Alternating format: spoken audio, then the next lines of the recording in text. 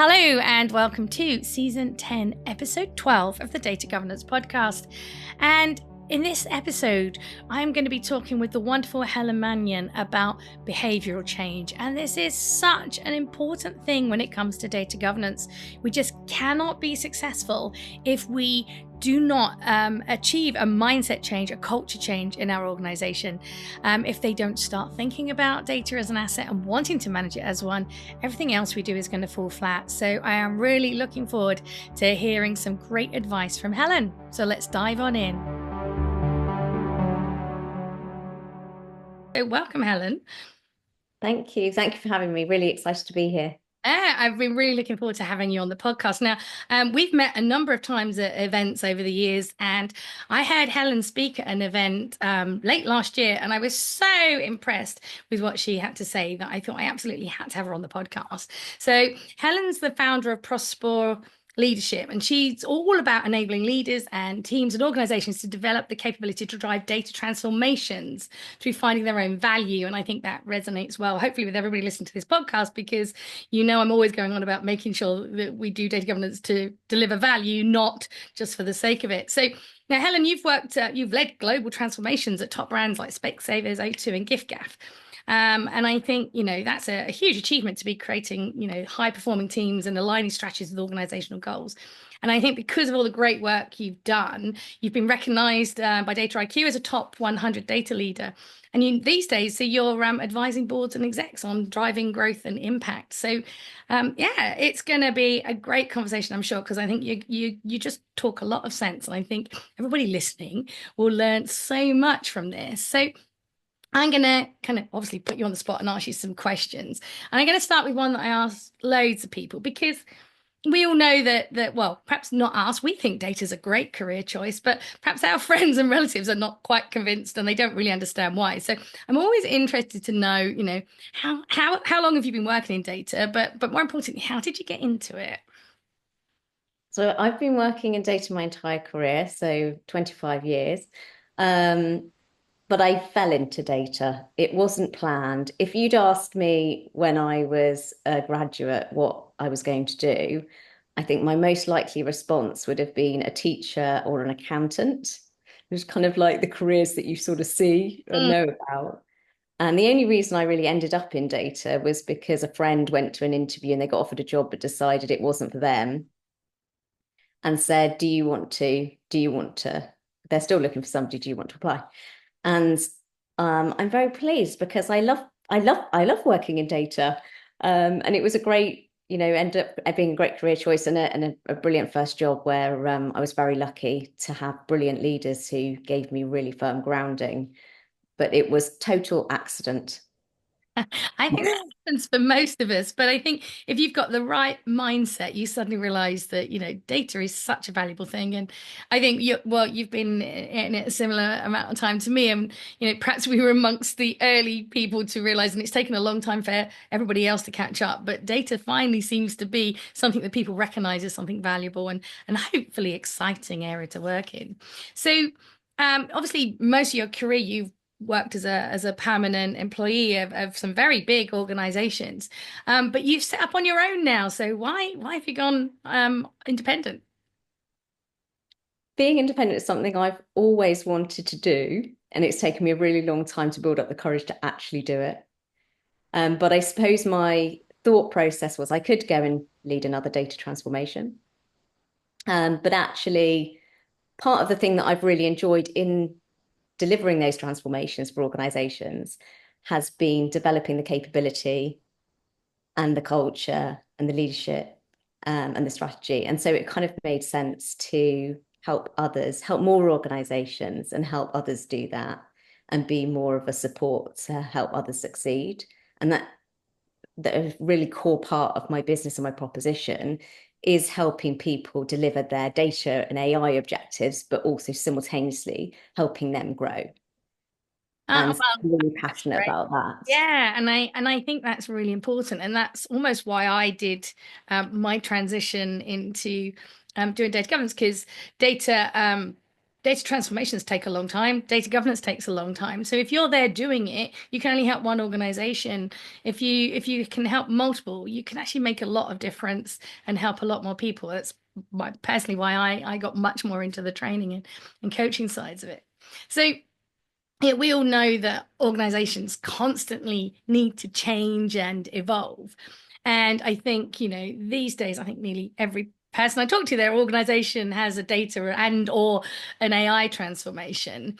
Um, what challenges do you see organizations having with data and AI transformations? And how can coaching them through that help them? I think there are three really big issues. And I think that people who are trying to transform data and AI across organizations have a really tough job. But I think that probably the three biggest challenges, I think, are board engagement and maybe a voice at board level. I think Mm. the second is the cultural change element. So are people using, adopting, engaging? And that could be from a data governance perspective or a data products perspective. And the third is the creation of value and the articulation of it. Do we communicate actually what we've delivered effectively enough?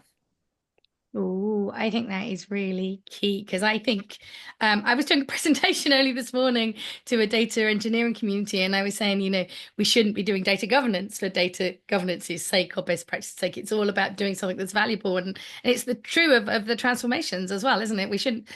And do you find a lot of organizations these days are doing AI because their competitors are, not because they understand what value they're going to get from it?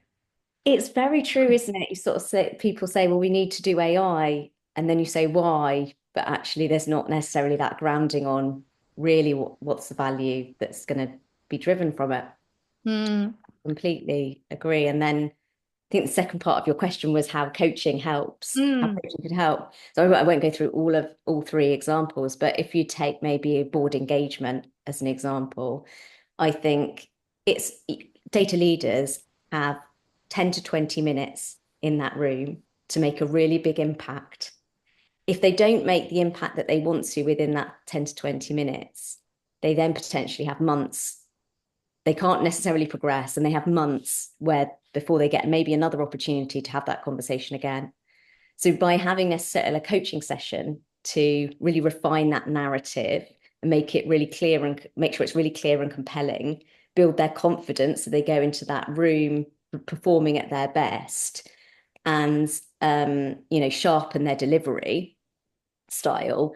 I think, coaching and practicing and having that ability to have that just a really safe space can be super helpful.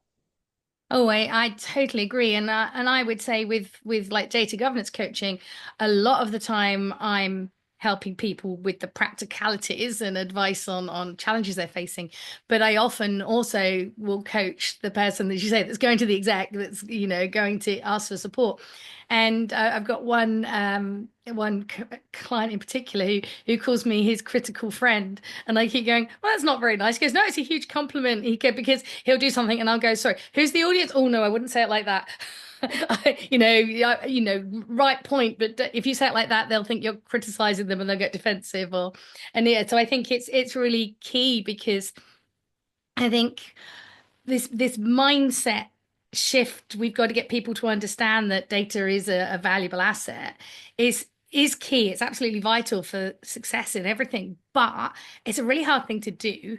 So having somebody to help you that's been there and done it, and possibly I don't want to comment for you, but speaking for myself, made some of the mistakes in the early days, and that's how Yeah. I learned what not to do so we don't waste these opportunities. So yeah, I think it can be very valuable. So obviously you clearly have had similar experiences with transformations as I've had with data governance, and that this mindset is shift is so challenging. So why do you think that so many organizations really do struggle to embed and create this lasting behavioral change when it comes to data and even tech transformations? I mean, I think when it comes to sort of really embedding and lasting change, I think there are two core things. I think the first is you've got to do what you say. I think quite often it's very easy to say we need to be data driven or data is really important. But then actually, if you don't use data to make any decision, You're not really living and breathing that. And so I think that number one for me would be you've got to do what you say, and you've got to be the impact you want to see. And then the second thing that I think is really, really important, and both these things are really hard. They're really easy to say, they're not easy to do. But I think the second is being really consistent. So once you know what behavior you need to exhibit, you need to be really consistent and exhibit it all the time. And I I think that if so you do those two things, then you successfully change culture. And I think that, like if I was to if I was to do something myself, I wanted to change my own behavior personally. Like one of the most successful ways to do that is attach it to something that I already do. I already have a habit around. Be the same in an organization. If you've got a process that works and everybody follows, then just attach something to it to make it, but you need to make it really easy and really, able for people to just make that change. But I think that for me, that's those two core things. Yeah, and I couldn't agree with you more. And when you were saying through that last example, you were making me think a number of clients over the years, I've helped them add data governance questions to existing things, whether they're project checklists or checkpoints or DPIAs from a data protection point of view, or operational risk questionnaires. And so it doesn't feel like here's yet another person coming and asking me loads of data questions. They're embedded into something that people are comfortable with and accept they already exist. So I love that advice. I would totally echo that one's really, really important. So I've managed to mention data governance a lot during this because I have a habit of doing that, I'm afraid. But I obviously do Sure, like sure. my listeners to understand that I didn't just ask you on here because I wanted to have a nice chat with you, which clearly I did. But I also thought that what you had to say was very relevant to data governance people as much as whether they're doing data transformations, AI transformations. Um, so just wanted to really, I think everything you said was very relevant already, but to really tie it up as a final question, I just wonder if I can put you on the spot and ask you for one piece of advice around behavioral change and perhaps data governance that you could give to everybody listening. So I suppose my advice for data governance would be the same as maybe other advice for something else. But for me, it would be make it small. Do something that is really, really small and make sure that you do it really consistently. Because I think a small change that you embed and then iterate and add more small changes to will create a very big impact. Whereas if you try to deliver something massive and don't actually successfully embed even a bit of it, it kind of just gets lost and fizzles out. I think that is really important. So honestly, that's like summed up my last 2 days. This morning I was doing a presentation and I was telling people be really small and focused and do it well. And somebody said, "You mean like a minimum viable product for data governance?" I went, "Exactly. It's got to be decent and good and done well, but it's got to be not too big and too complicated." And and somebody yesterday was saying to me, but I've got all of these things I need to prioritize. And there's so much wrong with our data and I need to do it all. And I went, but you can't. You'll be back where I was in the early days of saying things. It's just too big, too complicated, and too scary. So, no exec's going to back you. They're going to go, "Whoa, no, that sounds too big and too scary," kind of thing. But if you can do something Totally. and do it well, the best position you can be in is the one that the client I was working with yesterday was their backlog is now 2 years worth of work with the current team. And that's without adding anything in the next 2 years. And Mm. people are clamoring for them to do more. And that's the best position to be in. And I was having to explain that to him because him and his team were actually feeling really stressed that they'd got 2 years of backlog. But you can't just go and ask for more resource just because it sounds like a good idea. They've got proof that they need it. And that is really important. Yeah, I love that. So it has been brilliant talking to you, Helen. I knew it would be. Thank you so much for being on the podcast. If people want to follow up and ask you any questions, is LinkedIn the best place to find you? Yeah, that would be great. Yeah, Excellent. definitely. Yeah. Please connect. Wonderful. So thank you so much, Helen. And hopefully we'll have you back again at some point in the future. That would be lovely. Thanks so much for having me. You're welcome. Bye.